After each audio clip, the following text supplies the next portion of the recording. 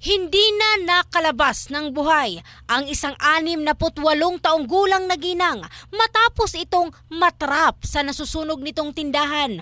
Alas 10:30 ng gabi ng Linggo, Hunyo 23, sa Barangay Dawis, Bayawan City, Negros Oriental.